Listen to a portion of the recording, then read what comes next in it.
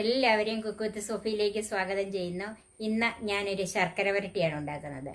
ഇത് ഓണത്തിന് ഒഴിച്ചുകൂടാൻ പറ്റിയല്ലാത്ത ഒരു വിഭവമാണ് ശർക്കര വരട്ടി. പലരും പറഞ്ഞു കേട്ടിട്ടുണ്ട് ഈ ശർക്കര വരട്ടി ഉണ്ടാക്കാൻ വളരെ ബുദ്ധിമുട്ടാണ്, ഞങ്ങൾ ഉണ്ടാക്കിയിട്ട് ശരിയാകുന്നില്ല എന്ന്. ശർക്കരയുടെ അളവ് കൃത്യമായിട്ടെടുത്ത് ശർക്കര വരട്ടി ഉണ്ടാക്കിയാൽ കൃത്യമായിട്ട് നല്ല രീതിയിൽ ഉണ്ടാക്കിയെടുക്കാൻ പറ്റും. ഇത് അധികം ബുദ്ധിമുട്ടൊന്നുമില്ല, എളുപ്പത്തിൽ തന്നെ നമുക്കിത് ഉണ്ടാക്കിയെടുക്കാം. അല്പ ക്ഷമ വേണമെന്നുള്ള കാര്യത്തിൽ ഒരു മാറ്റവുമില്ല. നിങ്ങളെല്ലാവരും ഈ ഓണത്തിന് ഈ ശർക്കര വരട്ടി ഇങ്ങനെയൊന്ന് ഉണ്ടാക്കി നോക്കണം. എന്തൊക്കെ ചേർത്താണ് ഈ ശർക്കര വരട്ടി ഉണ്ടാക്കിയിരിക്കുന്നതെന്ന് നമുക്കൊന്ന് കാണാം. ഇത് ഞാൻ എടുത്തിരിക്കുന്നത് 1 കിലോ പച്ച ഏത്തക്ക, തൊലിയോട് കൂടിയ തൂക്കമാണ് 1 കിലോ.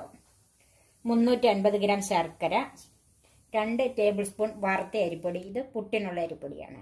5 ടേബിൾ സ്പൂൺ പഞ്ചസാര പൊടിച്ചു വെച്ചത്, 3/4 ടീസ്പൂൺ ഏലക്കാപ്പൊടി, 1 ടേബിൾ സ്പൂൺ ജീരകപ്പൊടി, 1.5 ടേബിൾ സ്പൂൺ ചുക്കുപൊടി. ഇതിനകത്ത് ചുക്കുപൊടിയാണ് കൂടുതൽ വേണ്ടത്. ശർക്കര ഉരുക്കാനുള്ള വെള്ളം, വറക്കാൻ ആവശ്യമുള്ള വെളിച്ചെണ്ണ.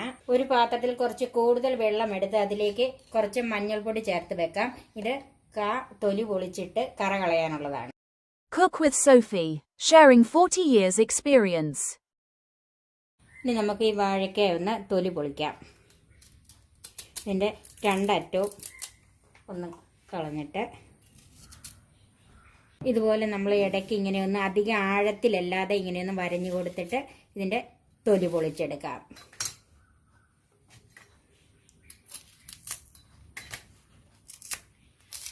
ഇതുപോലെ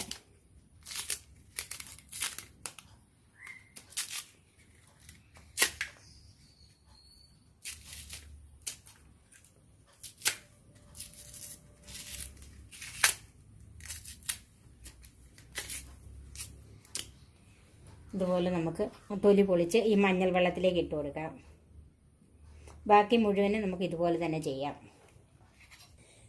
തൊലി പൊളിച്ച് മഞ്ഞൾ വെള്ളത്തിൽ ഇട്ടിട്ടുണ്ട്. ഇതൊരു 20 മിനിറ്റ് കിടക്കണം. 20 മിനിറ്റ് മഞ്ഞൾ വെള്ളത്തിൽ ഇട്ടത് കഴിഞ്ഞ് ഒന്ന് കഴുകി എടുത്തതാണിത്. ഇനി നമുക്കിത് മുറിച്ചെടുക്കാം. അതിനായിട്ട് ഇതൊന്ന് നടുവെ പിളർന്നെടുക്കണം. ഇങ്ങനെ എടുത്തിട്ട് ഇതുപോലെ കനത്തിൽ വേണം ഇത് മുറിച്ചെടുക്കാൻ.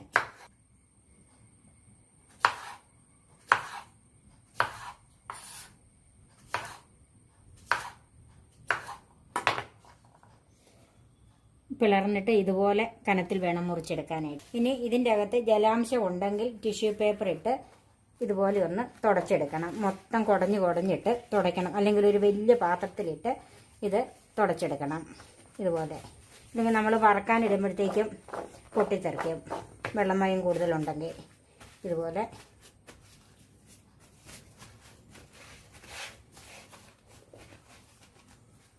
മുഴുവൻ നമുക്കതുപോലെ ഒന്ന് തുടച്ചെടുക്കണം. എണ്ണ നല്ലവണ്ണം ചൂടായി, എണ്ണ തിളയ്ക്കണ്ട. ഇനി നമുക്ക് തീ കുറച്ചിട്ടിട്ട് ഈ കുറേശ്ശെ ഇട്ട് വറുത്തെടുക്കാം. ഇടുമ്പം കയ്യിലേക്ക് തെറിക്കാതെ ശ്രദ്ധിക്കണം.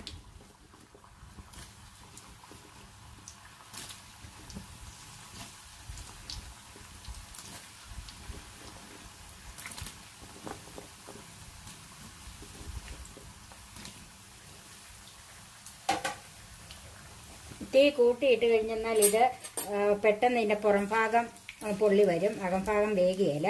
അപ്പം ഞാനിപ്പം തീ കുറച്ചാണ് ഇട്ടിരിക്കുന്നത്. ഇനി അത് ഒരു മീഡിയം ഫ്ലെയിമിലാക്കി കൊടുക്കണം.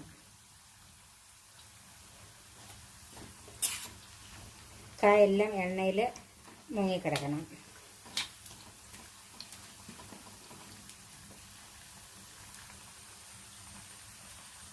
ഇത് കുറച്ച് സമയം എടുത്ത് വേണം വറുത്തെടുക്കാനായിട്ട്, എന്നെങ്കിലും ഇതിൻ്റെ അകംഭാഗം ഒന്ന് നന്നായിട്ട് മൂത്ത് വരുന്നുണ്ട്.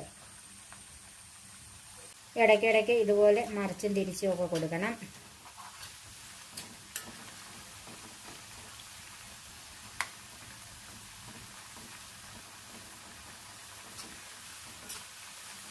ഇത് സമയം എടുത്ത് തന്നെ വറുത്തെടുക്കണം. ഇടയ്ക്കിടയ്ക്ക് നമ്മൾ ഈ കായ ഒന്ന് ഇളക്കി കൊടുക്കണം. ഇതിൻ്റെ അകത്ത് ഉപ്പ് ചേർക്കണ്ട. ഈ സമയത്ത് തന്നെ നമുക്ക് ഇത് വെന്ത് വരുന്ന സമയത്ത് ശർക്കരയൊന്ന് ഉരുക്കിയെടുക്കാം. അതിനായിട്ട് ഞാൻ ശർക്കരയൊന്ന് പൊടിച്ച് വെച്ചിട്ടുണ്ട്. അത് നമുക്കൊരു പാത്രത്തിലേക്ക് ഇട്ട് കൊടുക്കാം.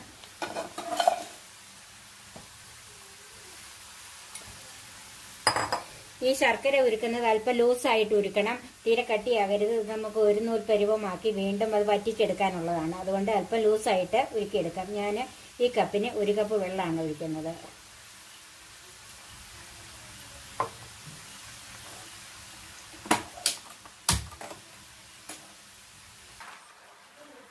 വാഴയ്ക്ക മൂപ്പായി വരുന്ന നമ്മളിങ്ങനെ എടുത്ത് നോക്കുമ്പോൾ ഒരു കിലുകിലിപ്പ് കേൾക്കാം. അതാണ് മൂക്കുന്നതിൻ്റെ ലക്ഷണം. പിന്നെ എപ്പോഴും എത്ര തീ കുറച്ചിട്ടാലും നമ്മൾ കോരാൻ നേരത്ത് തീ ഹൈ ഫ്ലെയിമിൽ ഇട്ടിട്ട് വേണം കോരിയെടുക്കാനായിട്ട്. വാഴയ്ക്ക ഇത്രയും കട്ടിയുള്ളത് കൊണ്ട് അല്പം ബ്രൗൺ നിറമായെങ്കിലേ ഇത് ശരിക്ക് മൂത്ത് വരുള്ളൂ. എന്നാൽ ഒത്തിരി ബ്രൗൺ നിറമായി കരിഞ്ഞു പോകരുത്. അപ്പം ഇത് മൂത്ത് വരുന്ന ശബ്ദമൊക്കെ മാറി എടുക്കുമ്പോഴത്തേക്കും നല്ല കിലുകിലിപ്പായി. ഇനി അങ്ങനെ സംശയം വന്നെങ്കിൽ ഒരെണ്ണം എടുത്തൊന്ന് ഒടിച്ച് നോക്കണം. എന്നിട്ട് നന്നായിട്ട് ഒടിഞ്ഞു വരണം. ഒട്ടും മയം വരരുത്, നന്നായിട്ട് മുറിഞ്ഞു പോരണം. എന്നെങ്കിലേ ഇത് നല്ല മൂപ്പാകുകയുള്ളൂ.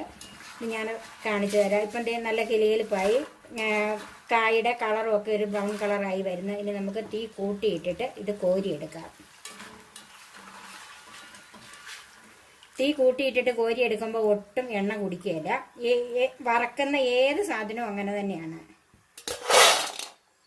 ശബ്ദം കേട്ടല്ലോ, നന്നായിട്ട് മൂത്തിട്ടുണ്ട്.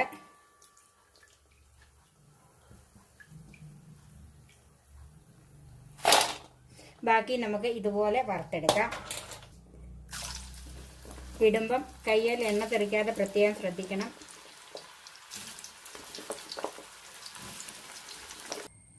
ഇപ്പം ഏത്തയ്ക്ക മുഴുവൻ വറുത്ത് പോയി നന്നായിട്ട് മൂത്തിട്ടുണ്ട്. ഇനി നമുക്കിത് തണുക്കാൻ വെക്കാം. ഇനി നമുക്ക് ശർക്കര വരട്ടിയാക്കാനായിട്ട് ഉരുക്കി വെച്ചിരിക്കുന്ന ശർക്കര ഒരു ഉരുളിയിലേക്ക് ഒഴിച്ചു കൊടുക്കാം. അടി കട്ടിയുള്ള ഏതെങ്കിലും ഒരു പാത്രം മതി, ഉരുളി തന്നെ വേണമെന്നൊന്നുമില്ല. അത് അരിച്ച് തന്നെ ഒഴിക്കണം. ഇതുപോലെ അഴുക്ക് അതിനകത്ത് കാണും. ശർക്കരയ്ക്കകത്ത് മിക്കവാറും അഴുക്കുള്ളതാണ്.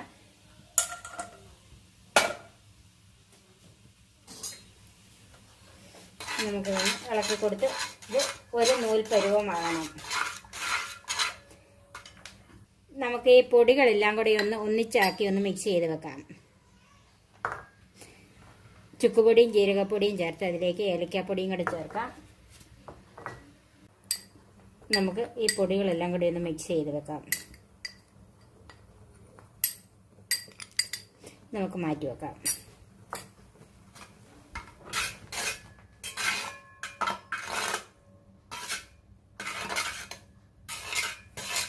അപ്പം ശർക്കര ഏകദേശം ഒരു പകുതി പാകം പറ്റായി. അതിലേക്ക് നമ്മൾ എടുത്ത് വെച്ചിരിക്കുന്ന ഈ പൊടികൾ എല്ലാം കൂടി നമ്മൾ മിക്സ് ചെയ്ത് വെച്ചിട്ടുണ്ട്. അതിൻ്റെ പകുതി പൊടി ചേർത്ത് കൊടുക്കാം.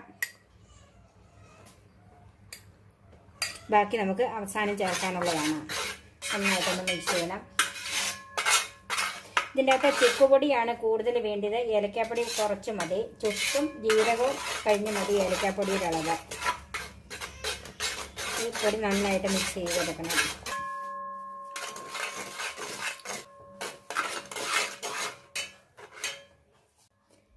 ഇപ്പം ശർക്കര ഒരു നൂൽ പരുവമായി.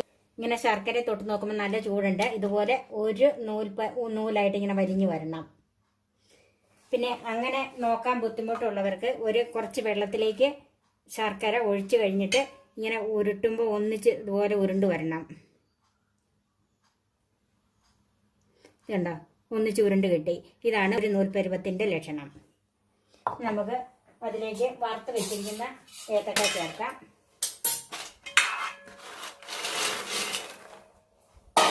തീ കുറച്ച് വെച്ച് കൊടുക്കണം. നന്നായിട്ട് ശർക്കര ഈ ഏത്തക്കായിൽ മുഴുവൻ കോട്ട് ചെയ്ത് വരണം.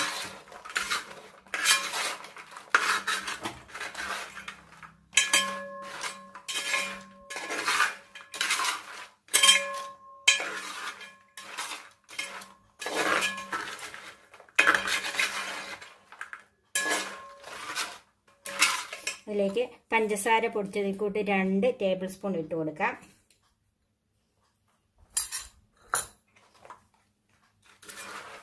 ഇത് നന്നായിട്ട് കോട്ടായി വരണം.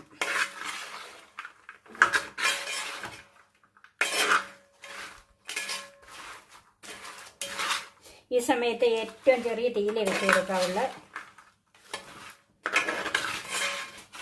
ഇതിലേക്ക് ബാക്കി വെച്ചിരിക്കുന്ന പൊടികൾ ചേർക്കാം.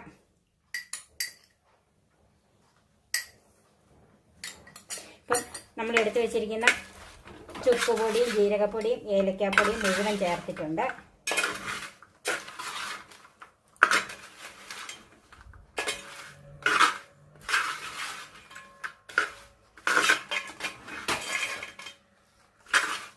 നമുക്ക് തീ ഓഫ് ചെയ്യാം. വീണ്ടും പഞ്ചസാര പൊടിച്ചത് 2 ടേബിൾ സ്പൂണും കൂടി ഇട്ട് കൊടുത്തിട്ടുണ്ട്.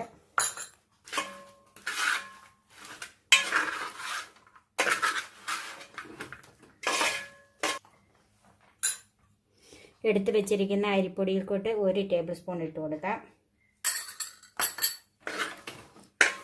നന്നായിട്ട് മിക്സ് ചെയ്യണം.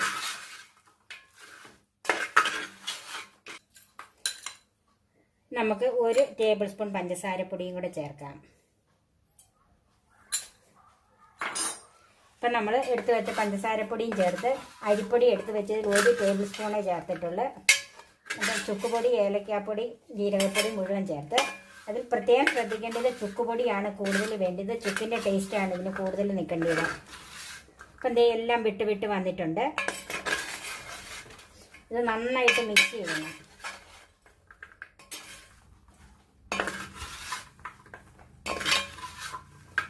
ഇപ്പം നന്നായിട്ട് ഇളക്കി യോജിപ്പിച്ചിട്ടുണ്ട്. ഇതുപോലെ കണ്ട ഒന്ന് തൊടാതെ എല്ലാം വിട്ട് വിട്ട് വന്നിട്ടുണ്ട്. ഇനി ഇത് നമുക്ക് അല്പം കൂടെ ചൂടാറാനുണ്ട്. ചൂടാറി കഴിഞ്ഞ് വേണം ഇത് പാക്ക് ചെയ്ത് വെക്കാൻ. ഇതുപോലെ ശർക്കര കൂടിപ്പോകരുത്. അത് ഇതിനകത്തൊരു പ്രത്യേകം ശ്രദ്ധിക്കേണ്ട ഒരു കാര്യമാണ്. ശർക്കര കൂടിപ്പോയാൽ എപ്പോഴും കുഴഞ്ഞിരിക്കാതിന് പകരം നമ്മൾ ഒത്തിരി അരിപ്പൊടി വാരി ഇടേണ്ടി വരും. അങ്ങനെ ഇടാതെ ശർക്കര കൃത്യ അളവിലും പഞ്ചസാരപ്പൊടിയും അരിപ്പൊടിയും കൂടെ ചേർന്ന് കഴിയുമ്പോൾ എല്ലാം നല്ലവണ്ണം കൃത്യമായിട്ട് വരും. ഇപ്പം ഈ ശർക്കര പുരട്ടി നന്നായിട്ട് വന്നിട്ടുണ്ട്. ഒന്നൊന്ന് തൊടാതെ കിടപ്പുണ്ട്. കണ്ടോ? നമുക്ക് തണുക്കാൻ വെക്കാം. ഈ ചാനൽ സബ്സ്ക്രൈബ് ചെയ്യണം. അതുപോലെ എൻ്റെ ഫേസ്ബുക്ക് പേജ് ലൈക്ക് ചെയ്യാനും മറക്കരുത്. നിങ്ങളിതുണ്ടാക്കി നോക്കിയിട്ട് ഫ്രണ്ട്സിനും റിലേറ്റീവ്സിനും ഷെയർ ചെയ്ത് കൊടുക്കാനും മറക്കരുത്. അതുപോലെ കമൻറ്റ് ചെയ്യാനും മറക്കരുത്. അടുത്ത ഒരു വിഭവമായി നമുക്ക് കാണാം. ഞാൻ സോഫി കുര്യാക്കോസ്.